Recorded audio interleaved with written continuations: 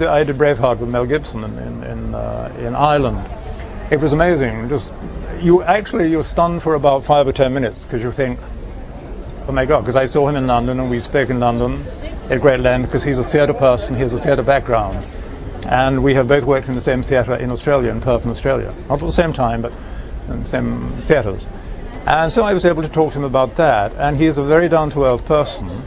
He's very much theatre background, very much for the actor. And sometimes when you go for a part, they will ask you to read something. See if you can read something from the script. And I was told he would not ask anything at all. Because he's an actor, he knows what an actor feels like, because sometimes you do it right, and sometimes you stumble. And if you stumble, you think, well, there goes another one. But when I got the news, I went along, I had no idea the part I was up for. He was simply looking at me, and he looks at me like this, kind of thing, the whole time. 2 days later, my agent phoned. He said, I would like you to play the Royal Magistrate. And I said, well, what is the Royal Magistrate? What is it? I haven't read the script. And he said, I think you'll like it. And I did. The script came, and I liked it. But for 10 minutes, you don't believe it. And for 10 minutes, it's euphoric. Any actor will tell you. First 10 minutes after your agent phones and says you have the job, doesn't matter who it is with, Mel Gibson or whoever it's with, the first 10 minutes is euphoric. The next 10 minutes and the next 2 months is because you think, what do I do? What do I do? It's true.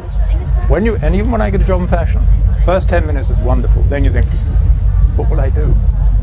And then you know what you're going to do, because then you work with people who are doing the same thing. Okay. But it's a great feeling when you get, the answer to your question is, you think, for 10 minutes, and then you think, ooh, what happens after that?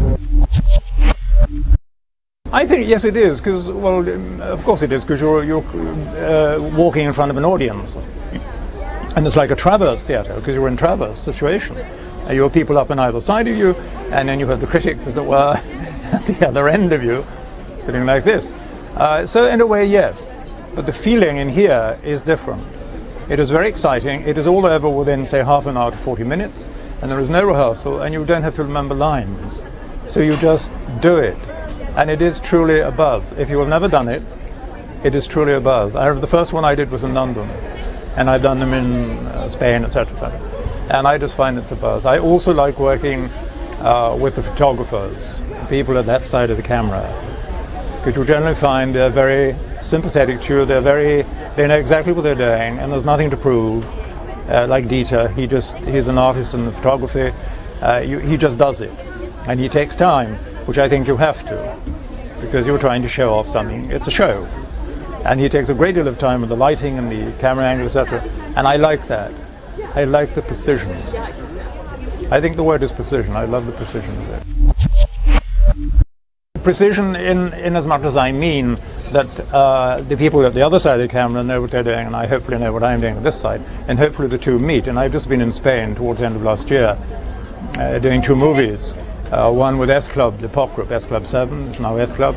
It's called Seeing Double, and I play this villain, this scientist who is into cloning.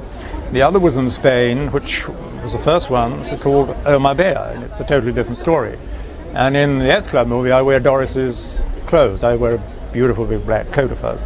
Anytime you see me, I'm wearing her stuff. But it's a different thing, being in front of a TV camera and a film camera.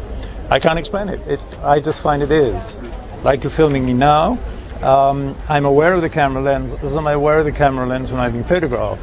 But I don't know, there's something, well, I find it's scary and terrifying, and it's a very happy feel if you are surrounded by people like yourselves who are very you're going with what is happening. Does that make sense at all? It just makes sense. People on your side, people on my side, because it's all about the whole thing, not just whoever's in front of you. Oh, sure. And that thing there, that's the scary thing, the eye. Because when you look into it, because what you don't realize standing here, but you know mentally, is there are thousands, millions of people hopefully watching.